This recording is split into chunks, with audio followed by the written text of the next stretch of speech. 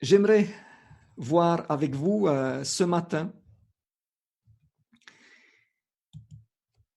un sujet que j'ai appelé gain ou perte. Excusez-moi une seule seconde, il faut que je mette en route le PowerPoint. Je ne l'ai pas fait encore. Non, je pense que ce n'est pas possible. Alors, on va faire sans le diapo. J'aimerais voir avec vous, donc le titre de cette méditation est gain ou perte. Et vous le savez, les églises de Créteil et de Bagnolet ont décidé pour cette année d'avoir chacune une campagne d'évangélisation du 18 au 25 avril, cette semaine-là à Créteil, et du 2 au 9 mai à Bagnolet. Nous avons prié pour cela, nous avons commencé à planifier, nous avons eu des rencontres. Je pense que le fait d'avoir planifié une campagne d'évangélisation est une bonne chose. Et puis, cette pandémie de coronavirus est arrivée et nous avons dû tout changer. Nous nous sommes vus obligés d'annuler la campagne comme nous l'avons voulu dans les églises. Et vous savez combien il est important que les personnes qui ne connaissent pas encore Jésus, qu'elles viennent, qu'on puisse les accueillir, qu'on puisse discuter avec elles, qu'elles puissent aussi trouver, à part la vérité biblique, aussi un cercle des personnes, des amis avec lesquels ils peuvent échanger et être aidés aussi dans un autre sens que seulement avec des connaissances bibliques. Nous avons ensuite pris la décision, j'assume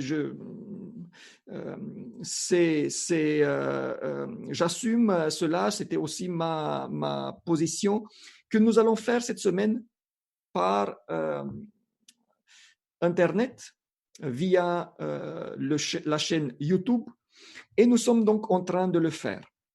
Et maintenant, j'aimerais vous poser une question que je me pose aussi à moi.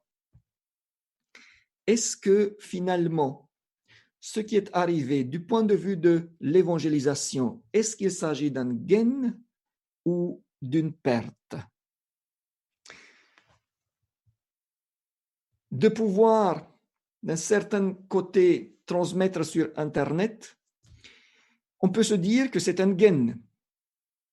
Mais on aurait pu transmettre sur Internet même si on aurait été en direct.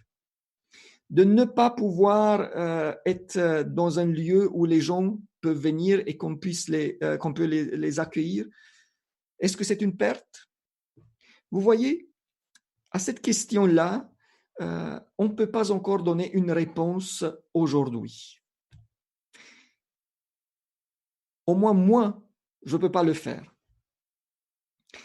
Et vous voyez donc, comme nous vivons une période spéciale, tout le monde voudrait savoir ce qui se passera et tout le monde voudrait savoir quelles décisions devraient être prises dans plusieurs domaines.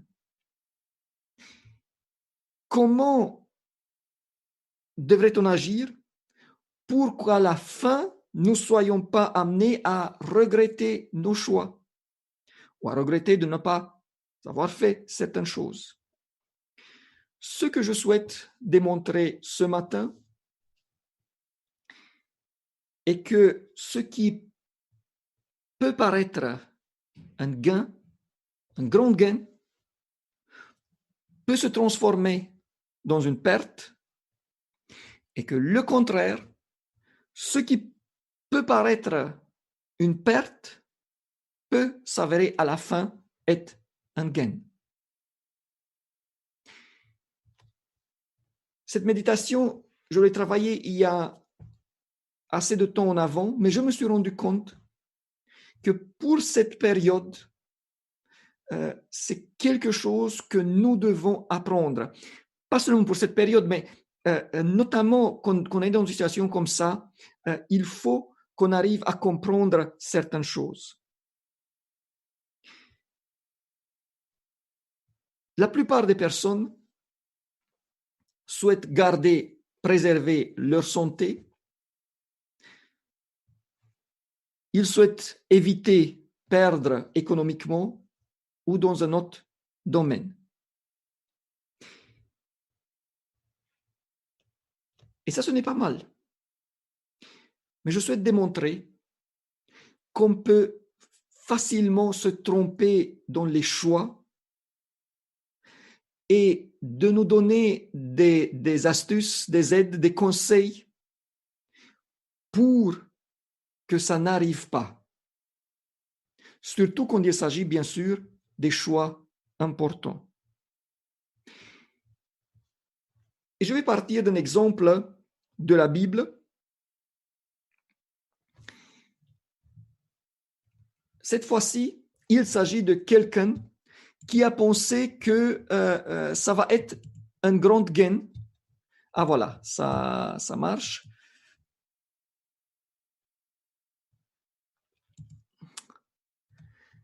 Lot, je vous invite à lire avec moi Genèse 13, 10 et 11. Lot leva les yeux et vit toute la plaine du Jourdain qui était entièrement arrosée. Avant que l'Éternel ait détruit Sodome et Gomorrhe, c'était jusqu'à Tsoar comme un jardin de l'Éternel, comme le pays de l'Égypte. Lot choisit pour lui toute la plaine du Jourdain et il s'avança vers l'Orient. C'est ainsi qu'ils se séparèrent l'un de l'autre. Alors, Lot a une chance que beaucoup aimeraient avoir. Lot a la chance de pouvoir choisir. Lot a la chance de pouvoir avoir le premier choix. Personne ne lui dit il faut que tu y vas là, comme ça se passe pour nous les pasteurs, où c'est la fédération qui nous dit voilà, à partir de ce moment-là, tu vas travailler ici. Lui, il a le choix libre pour s'établir où il le souhaite. Et donc, il fait ce que tout le monde presque ferait. Il regarde autour de lui pour voir quel est l'endroit le plus avantageux. Sauf que Lot, premièrement, il regarde quel est l'endroit le plus avantageux économiquement. Et mes frères et sœurs, ce n'est pas le matériel qui doit primer dans nos vies. Ça, c'est déjà un problème. Vous voyez, quand à la base, on cherche quelque chose en premier qui n'a pas la plus grande valeur, on a des grandes chances à se tromper. Et quand il voit la plaine du Jourdain, qui de loin, pour un homme de son métier, est le meilleur endroit, parce qu'elle est très riche, tellement riche que on est presque sûr qu'il va s'enrichir même en croisant les mains. Est-ce que Lot pouvait-il laisser passer une telle chance? Alors, il montre avec le doigt et dit à Abraham, je vais y aller. Et pendant un certain temps, il semble qu'il a attiré le jackpot, car la richesse s'accumule, Lot vit dans un grand confort, et je suis sûr que beaucoup de fois, il s'est félicité pour son choix.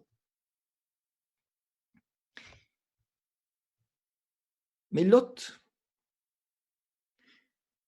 choisit la richesse et met de côté la partie spirituelle qu'il laisse en deuxième, peut-être troisième choix.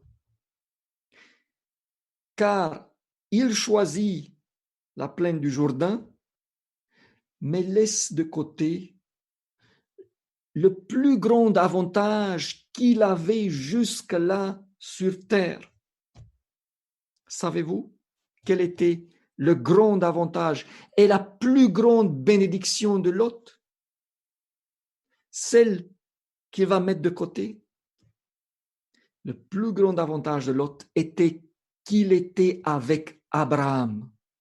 Oui. Abraham était, pas son père, était son oncle, mais c'était un père spirituel.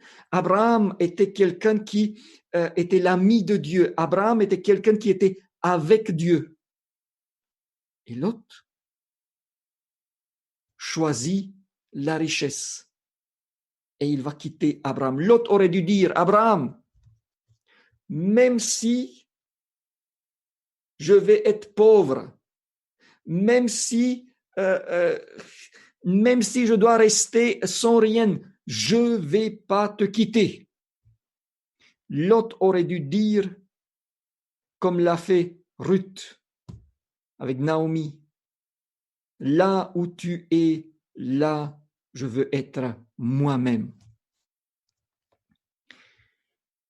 Et Lot choisit, et pour un certain temps, probablement long, tout va bien, il paraît qu'il a fait le meilleur choix, jusqu'au moment où ça se trouve que c'est la pire des choses qu'il a pu faire.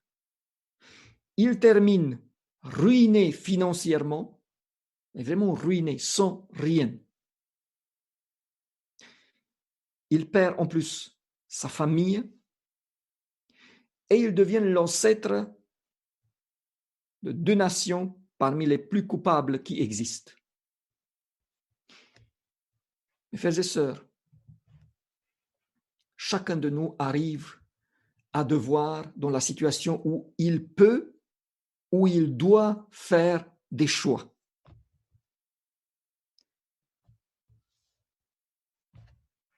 Ça serait dommage que ce qui aujourd'hui paraît à être un grand gain, une grande victoire, après un certain temps, ça se voit qu'il s'agit d'une perte énorme.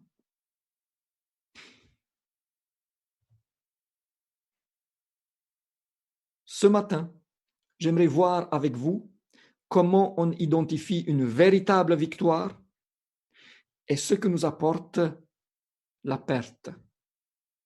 Mais vous le savez, ce n'est pas grande chose de voir qu'est-ce qui est une victoire et qu'est-ce qui est une perte.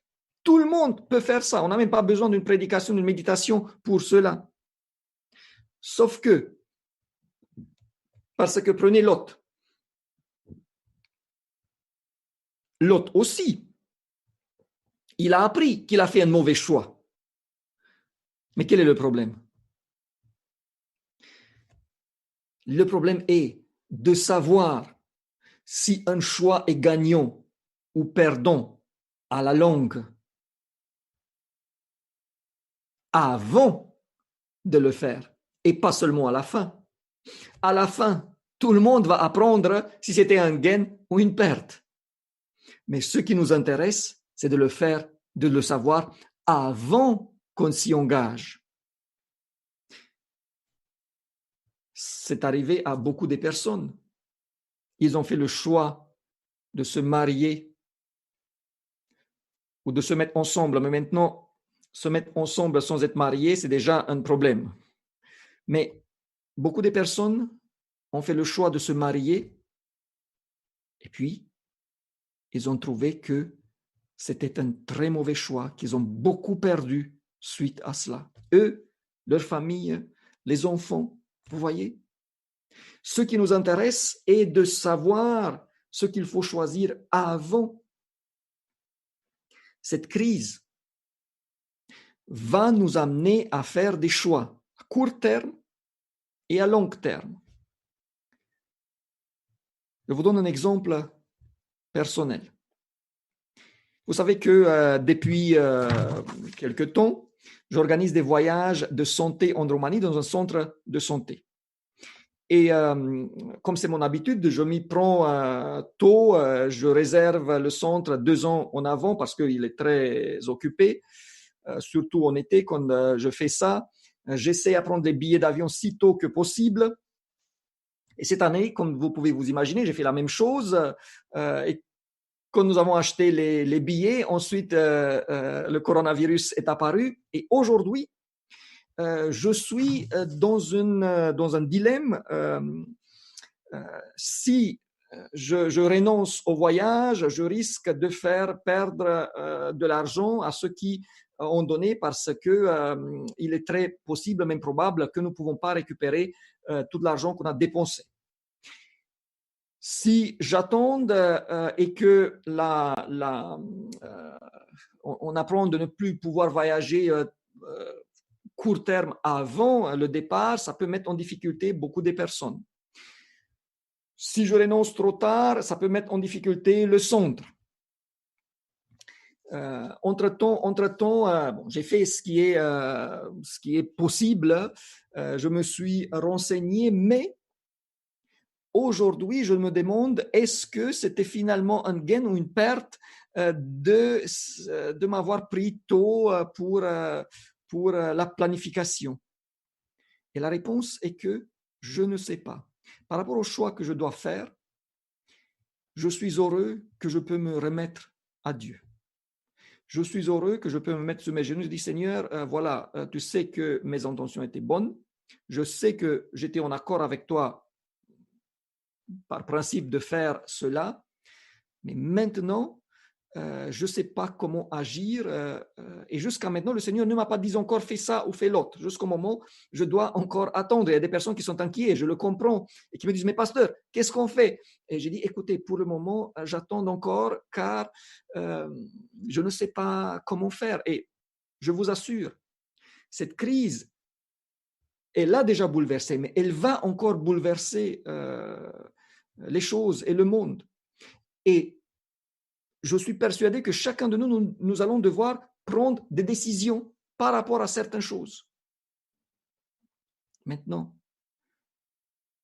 n'est-ce pas que ça serait tellement important de savoir si c'est un gain ou une perte avant de faire ses choix? Alors, comment faire pour ne pas se trouver à la fin perdant, surtout du point de vue spirituel, mais de tous les points de vue? Il y a une sagesse qui est exprimée dans l'Écriture, un des textes les plus importants. Je vous invite à ouvrir vos Bibles en Ésaïe, le chapitre 55, les versets 8 et 9.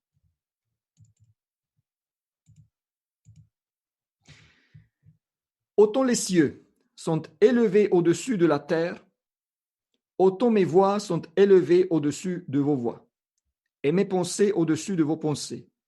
Comme la pluie et la neige descendent des cieux et n'y retournent pas, sans avoir arrosé, fécondé la terre et fait germer les plantes, sans avoir donné de la semence au semeur et du pain à celui qui mange.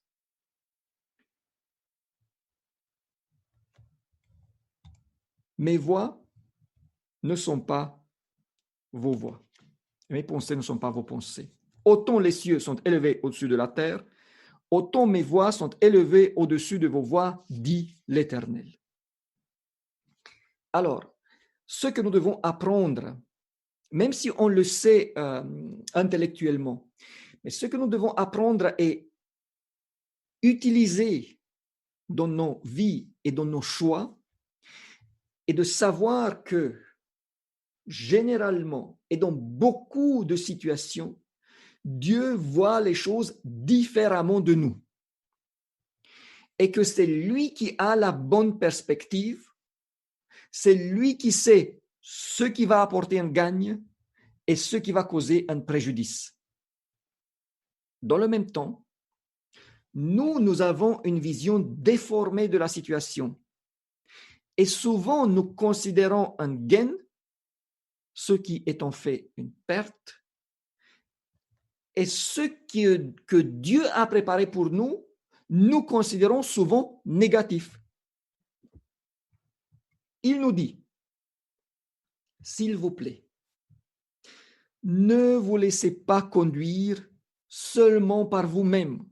Ne vous laissez pas conduire surtout par vous-même, parce que vous allez perdre trop souvent. Je me souviens, j'étais enfant et à un certain moment, nous avons reçu des œufs en chocolat de l'Allemagne. Et ça, c'était une rareté à ce moment-là en Roumanie. Et ma mère est venue, on était tous en famille avec un panier. Et comme j'étais moi le plus jeune, j'ai eu le privilège de choisir en premier. Et j'ai repéré dans le panier, qu'est-ce que vous en pensez, quel œuf? C'était le plus grand, bien sûr. Voilà. J'ai pris le plus grand en étant content que c'était moi qui a pu le prendre. Mais devinez quoi? Quand je l'ai ouvert, quand j'ai commencé à manger, celui-là, il était creux, il était vide à l'intérieur. Tandis que les plus petits, ils étaient remplis de chocolat et je me suis retrouvé perdant. Bon, maintenant, si on parle du point de vue de la santé, j'étais quand même gagnant, mais ça, c'est une autre discussion. Nous, les humains, nous avons des rêves, des idéaux, des plans. Et parfois, le bonheur prend pour nous des formes très concrètes. Je serai heureux si je construis ma maison, si je rénove ma maison, si j'aurai tel téléphone portable, si j'aurai une voiture, si j'allais me marier, si je vais pouvoir suivre telle école. Après, on a des rêves pour nos enfants, n'est-ce pas? Parfois, on veut s'installer quelque part. Parfois, nous rêvons de passer des vacances, je ne sais pas où, d'être promu au travail, et ainsi de suite. Alors, je nous invite tous, moi inclus, à faire un petit test. Prenons un de nos plans, un de nos rêves, et pensons au fait qu'il se pourrait que Dieu n'est pas d'accord avec ce que nous voulons faire, qu'il considère que ce n'est pas bien. C'est déjà difficile à accepter. Car généralement, quand nous voulons vraiment quelque chose, nous avons l'attitude suivante. Seigneur, aide-moi. Fais s'il te plaît que ça puisse arriver. Mais Seigneur, si tu ne m'aides pas, si tu n'es pas d'accord, alors au moins, tiens-toi à l'écart. Au moins, n'interfère pas avec mes plans, ne me gêne pas, laisse-moi tranquille, reste là chez toi et laisse-moi accomplir mes plans.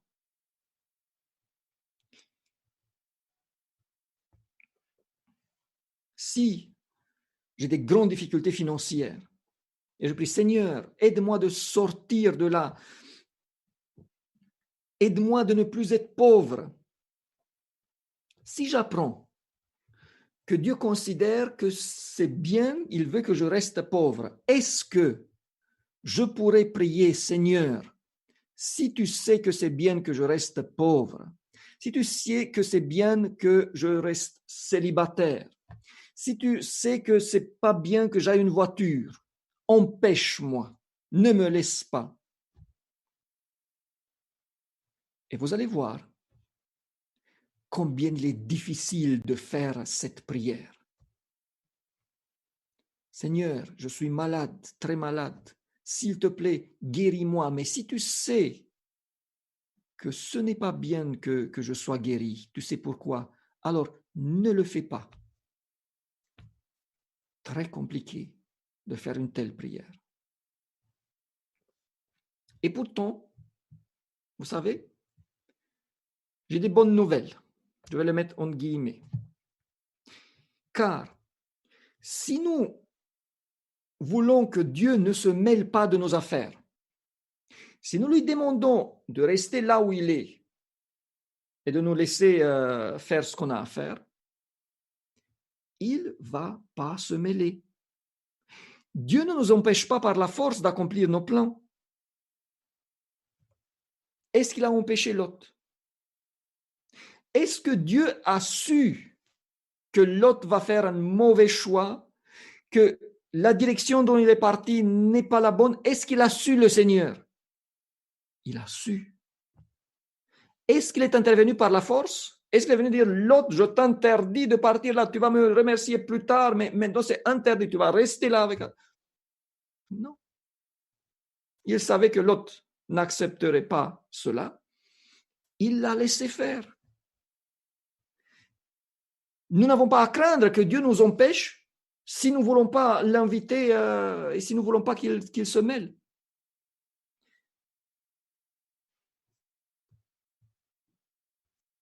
Combien de plans ont été bouleversés par ce Covid? Et combien nous pensons maintenant comment faire, comment agir? Est-ce que c'est bien, est-ce que c'est pas bien? Alors, ce serait quand même dommage que nous disons à Dieu, reste là où tu es, parce que je veux accomplir mes plans, parce que j'aime trop ces plans. Car ce que nous pourrions considérer une victoire pourrait se révéler une perte amère. Et par contre, certaines épreuves, difficultés, même grandes, que Dieu permet qu'elles nous arrivent, pourraient se révéler d'un grand gain. Donc, comment faire pour ne pas apprendre qu'à la fin, pour savoir depuis le début si un choix est bon ou pas? Premièrement, c'est simple. Dieu nous l'a dit, nous l'avons lu. Mes voix sont pas vos voix, mes voix sont au-dessus des vôtres. Il ne faut pas compter sur la manière dont nous voyons les choses. Et ça, c'est pas facile. C'est pas facile.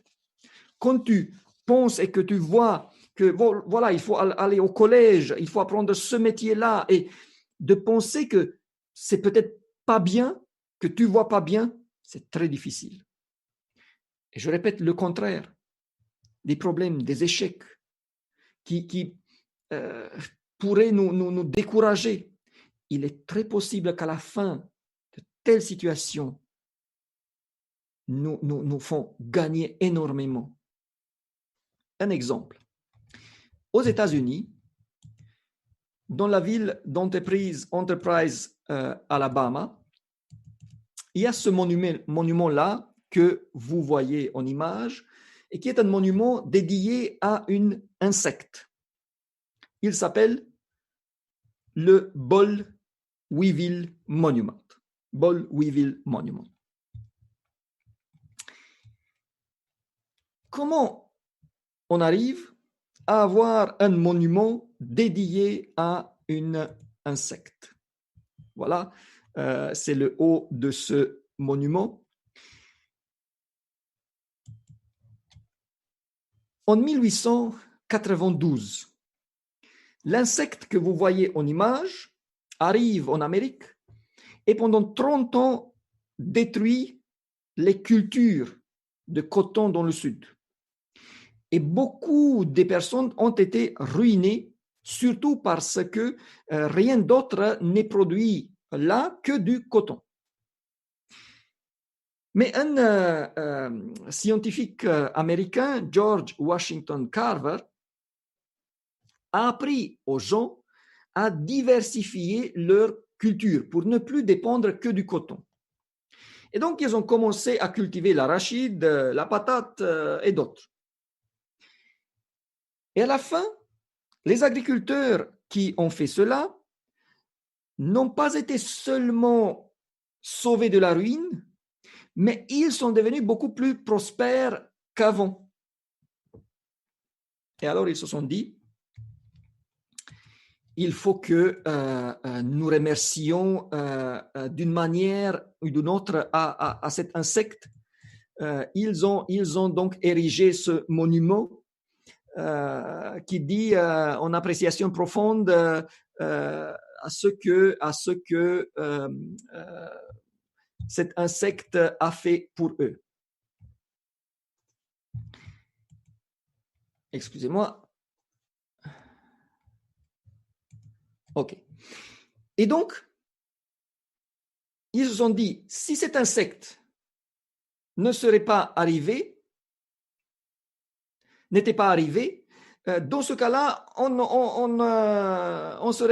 était resté avec nos cultures de coton. Alors, à cause de ce souci, de ce problème avec l'insecte, nous sommes arrivés à faire quelque chose de très bon. Donc, il faut que nous remercions à cet insecte. Ils ont fait donc ce monument.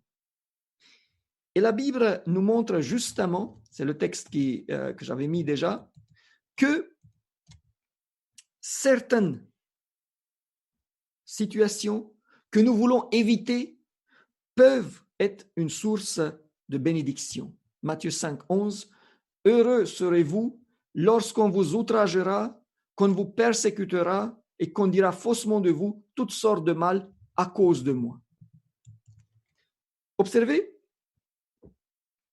le Seigneur dit qu'au moment où on est persécuté pour la foi, nous serons finalement gagnants.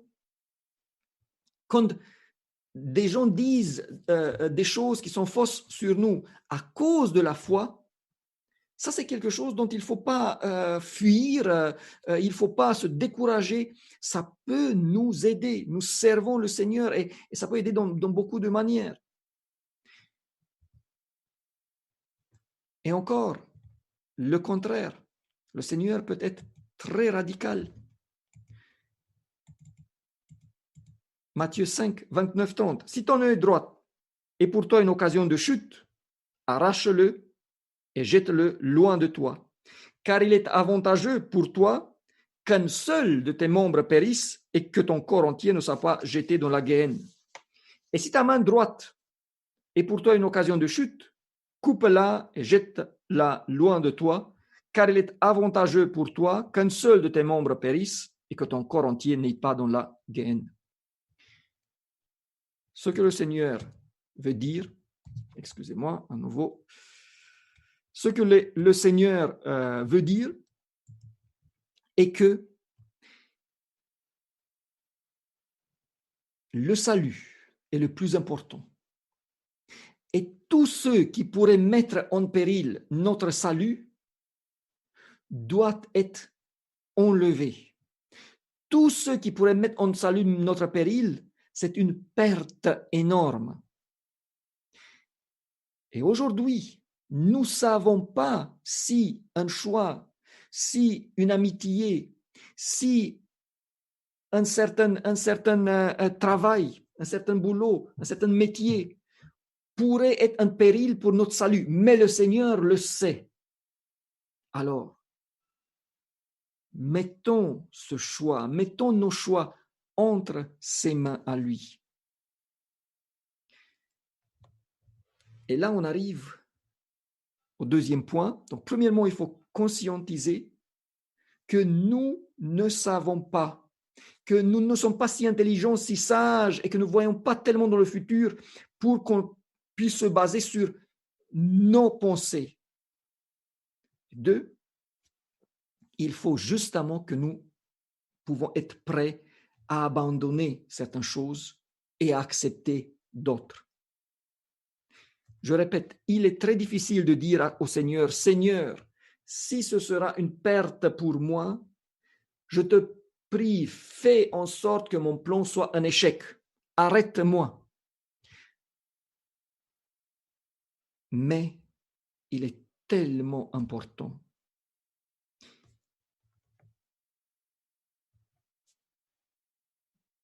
Le contraire, Seigneur, si tu sais que je serai gagnant, ma famille et moi, de passer par cette épreuve, alors ne l'éloignez pas de moi. Donne-moi la force de pouvoir la traverser.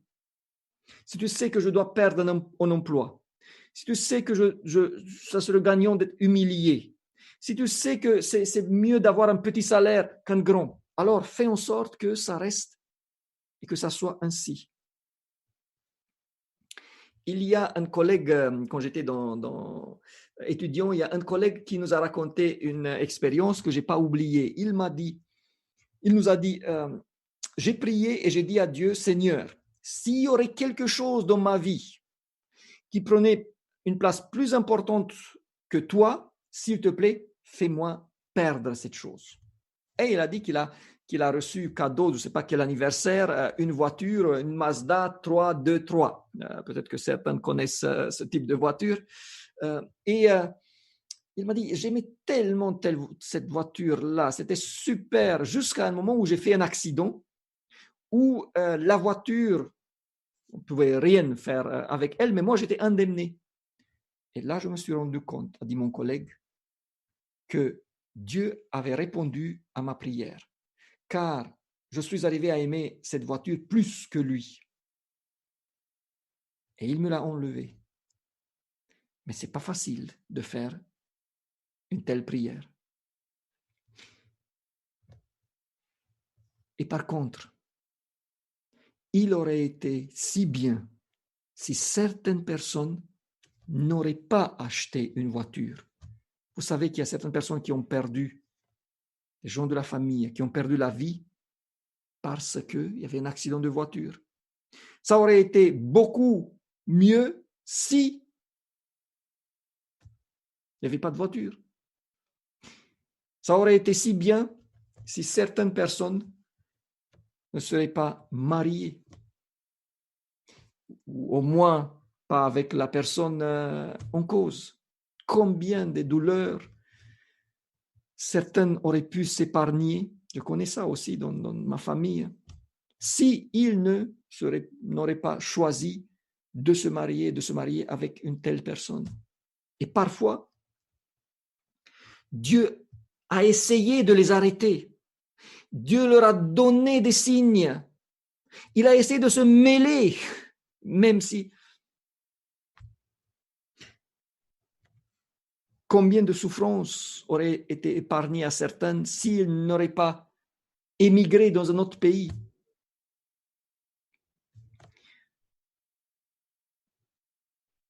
Gain ou perte? Nous ne le savons pas, mes frères et sœurs.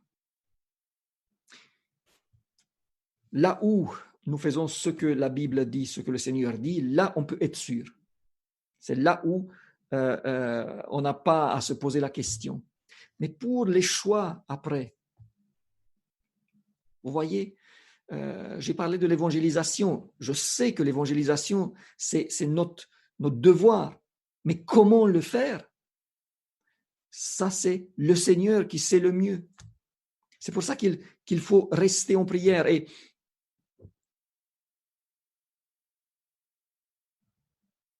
ce qui nous intéresse est de faire les bons choix et de ne pas apprendre qu'à la fin comment ça sera.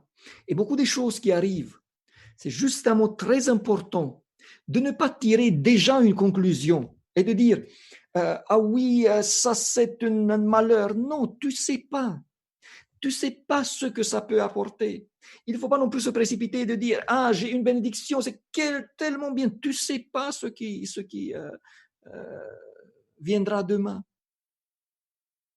Mais nous avons un Seigneur qui le sait.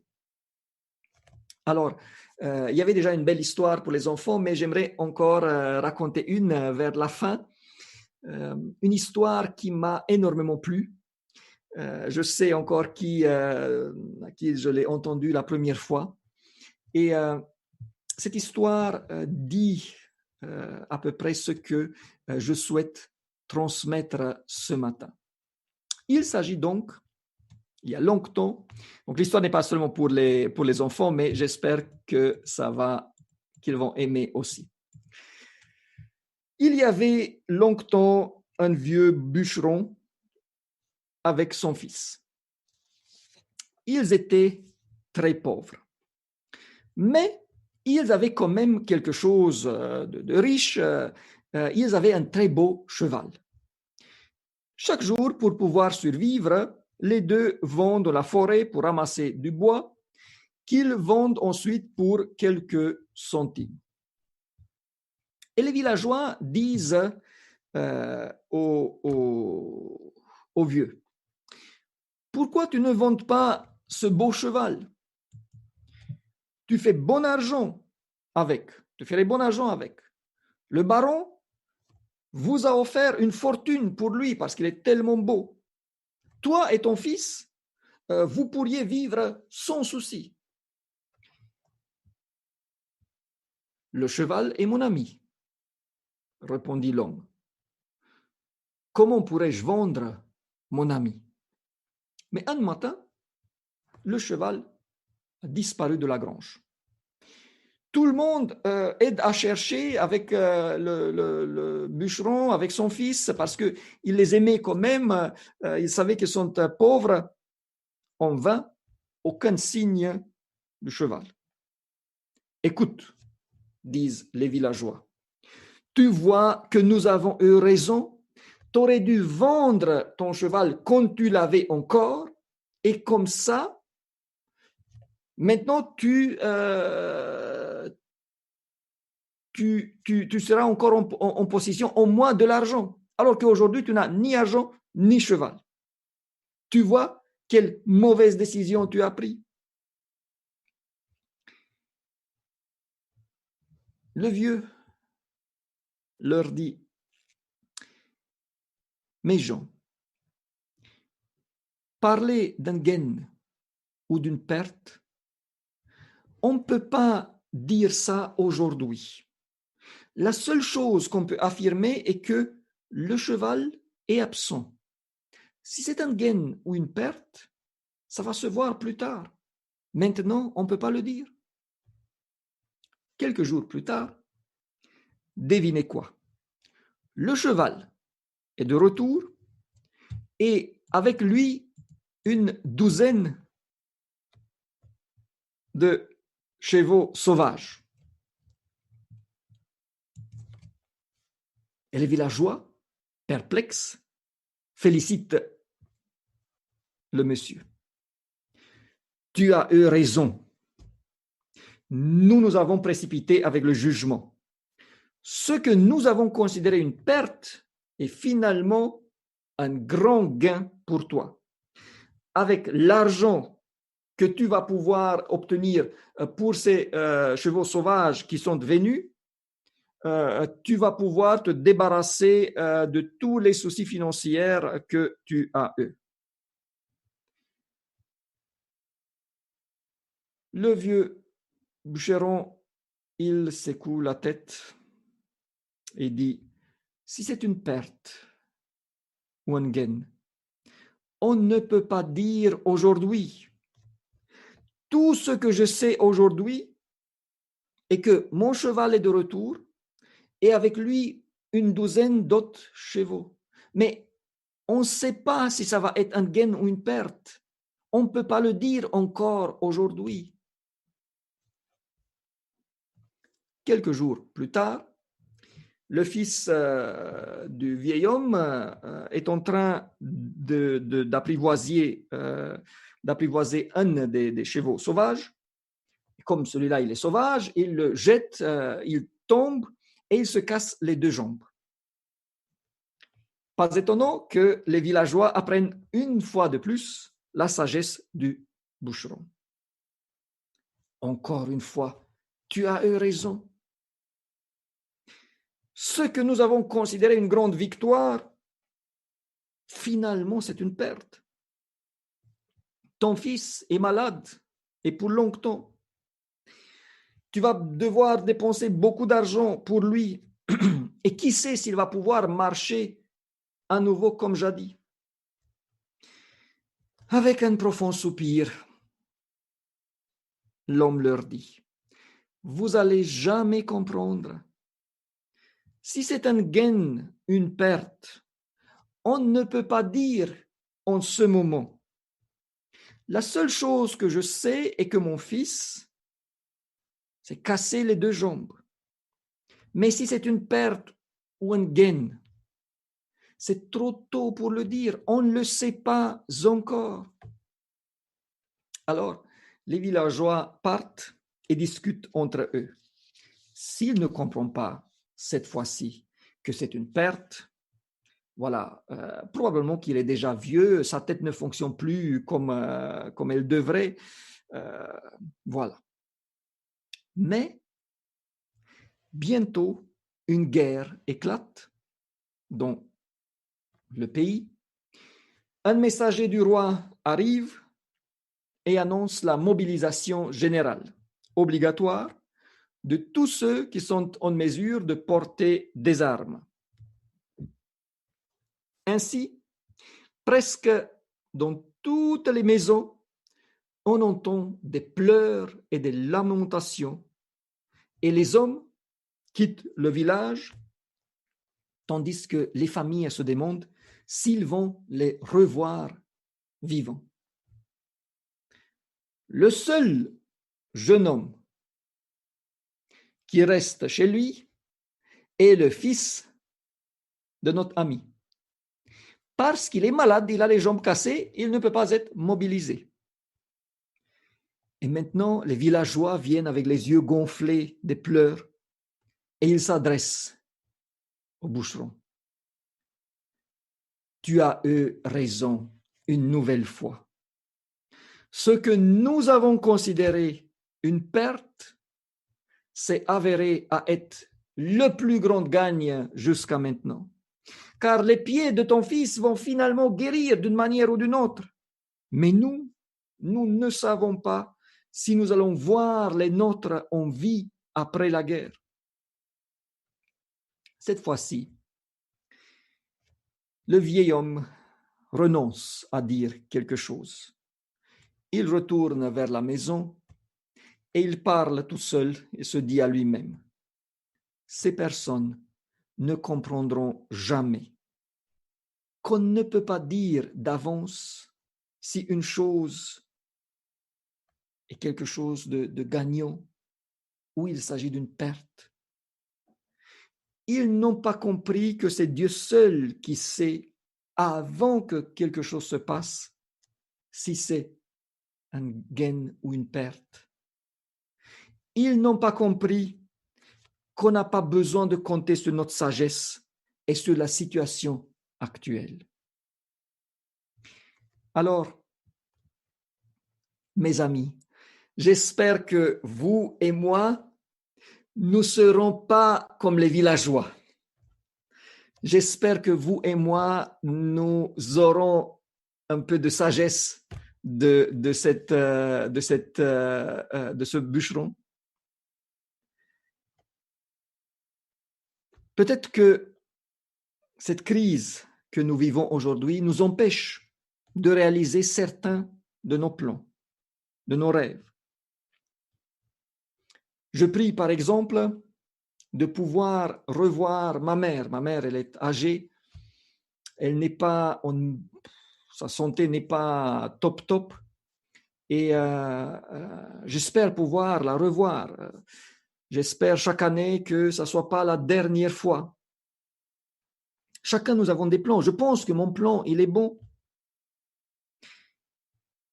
Mais est-ce qu'on est sûr que nos plans, s'ils se réalisent, c'est la meilleure chose? Peut-être que cette crise, je l'espère pour moi, je l'espère pour vous, va nous réveiller spirituellement. Peut-être que nous allons nous centrer sur l'essentiel.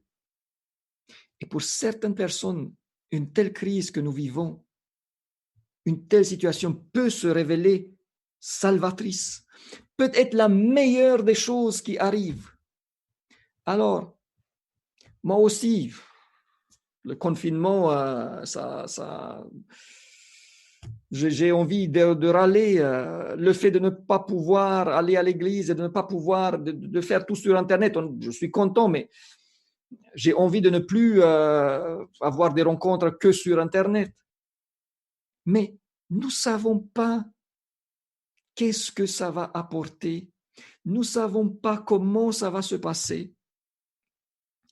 Peut-être que certains vont suite à ce qui arrive s'impliquer plus dans l'œuvre de Dieu.